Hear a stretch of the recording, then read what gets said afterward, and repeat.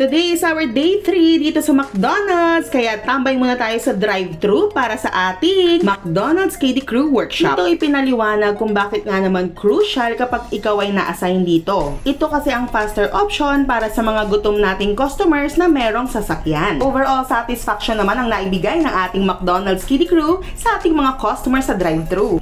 Samantala, balik naman sa claiming area ang ating mga bagets. That's all for day 3! Para sa day 4, stretching muna tayo dahil sobrang saya at sobrang nakakabusog ang araw na ito. Kasi gagawa tayo ng McDonald's Cheeseburger.